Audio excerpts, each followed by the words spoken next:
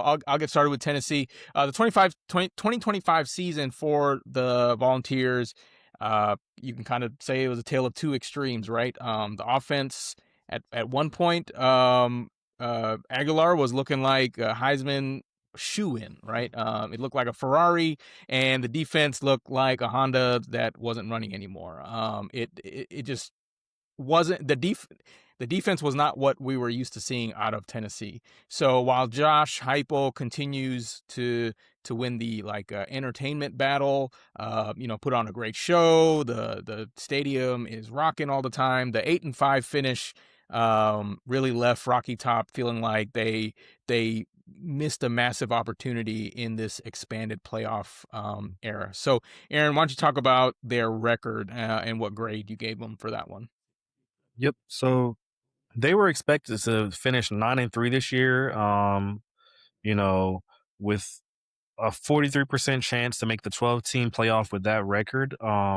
Actually, they finished 8-5 on the year, right? So in the final week of November, they inched in 8-3 and collapsed to Vanderbilt, a very, very good team, I should say. I don't know if I want to call it a complete collapse just because of how talented they were. And then they had a disappointing loss to Illinois in the Music City Bowl, right there in their backyard, pretty much, right? Mm-hmm. So kind of saw them break down a little bit towards the end of the season. But my thing is, my theory, what if they had not lost that game to Georgia in overtime?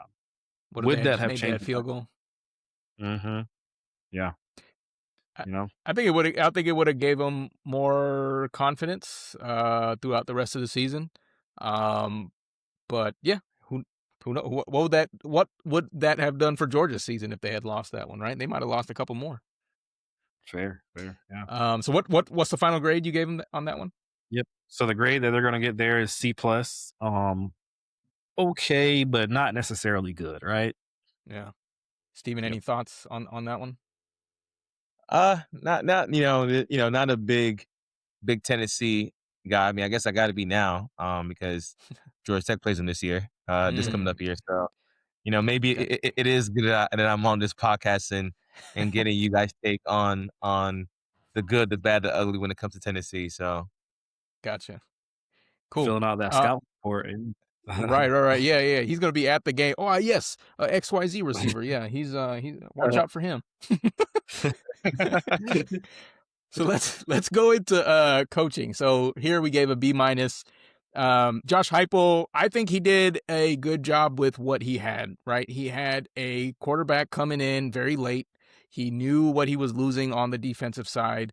So he did what he could. He proved that his offensive system is still elite in that regard. But the defensive regression, that's still his. It's on him to. He knows it was going to happen, but it's still like it's on him. I would say his offense, his whole grade in general gets a boost because of how good the offense was. I will say, just looking forward, him hiring Jim Knowles away from, I guess he coming from Penn State now. That's a great hire, and I'm looking forward to seeing how that gets shored up for the Volunteers.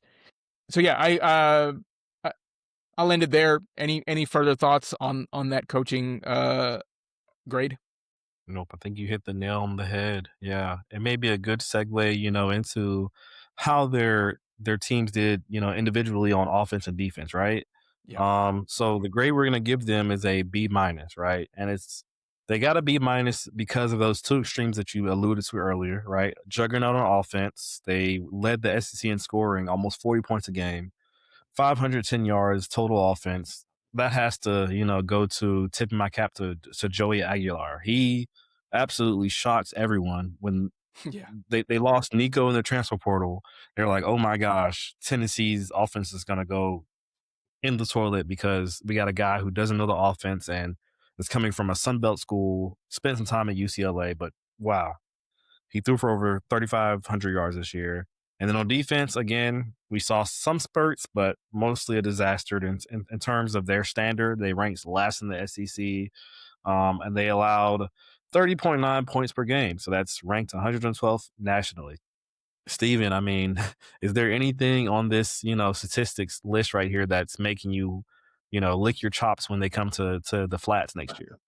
I mean, I think when it comes to just like the offense itself and just how many points you're putting up, that's definitely something that is gonna raise bells for me because statistically, I know we're gonna get into it with Georgia Tech. Our defense, had their moments.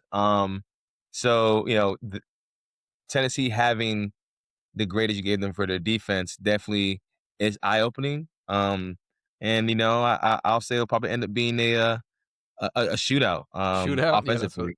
That's Yeah. what I was gonna add. I think that's fair. Yeah. All right. Mash, Yeah. what was their best win and worst loss of the season? Yeah, their best win wasn't that great. It was a 41-34 overtime win against Mississippi State. Mississippi State being one of the worst teams in the SEC, but that's just how the cookie crumbled for them. That game, it featured 8 lead changes, but the Volunteers showed some true grit there.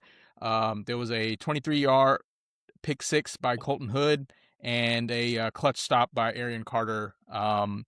So in a high stress road environment, they got it done. Good for them.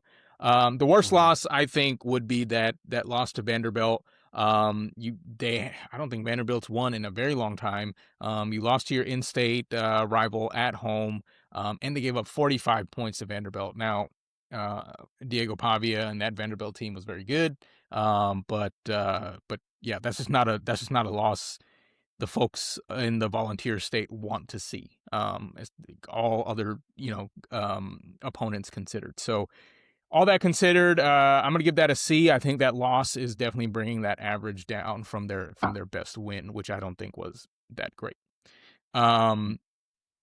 Yeah. So how are they looking in the future, considering their portal and their preparation for the future? Yeah, so not the season they wanted, but we're gonna give them an A for preparation for the future, right? Um, you know, for the secondary overhaul, Jim Knowles, he didn't wait to start recruiting. They've already, landed 20 portal commits, including a stacked secondary. We talked about how their defense is a weakness, so they're already working towards those weaknesses and improving. Um, QB room with Aguilar potentially departing. I think he's waiting on his eligibility hearing coming up in February. They're gonna have a wide open battle between Jake Merkenlinger and George McIntyre. So it's gonna be interesting to see who's gonna lead that team on offense and who's gonna be able to step up and fill those big shoes if Aguilar's gone. And again, for that defense, they adjusted. They fired the defensive staff and the strength coach. So Heupel, he's signaling 2026 is going to be playoff or bust. The downfall, they lost about 28 players to the portal, but they replaced them with what seems to be higher upside talent in areas that failed them in 2025. Overall, they're preparing well for the future, but with what we've seen this season and how they perform, we're going to give them a final grade total for report card, a C+. Any thoughts, Steven?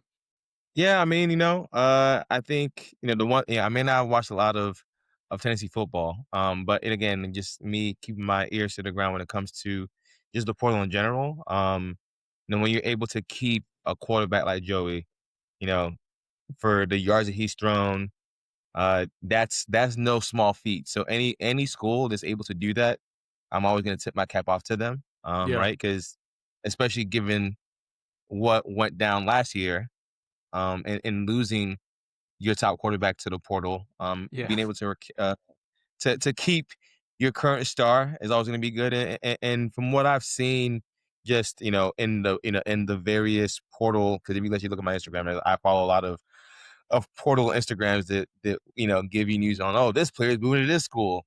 Yeah, I saw a good bit of nothing but defensive guys. Honestly, the ones that were that they highlighted going into going to Tennessee. So I'll be in agreement with the grade you gave them because they again are addressing not knowing how bad their defense was and seeing who they got in the portal. I think they did a good job in addressing what needs to be to be addressed.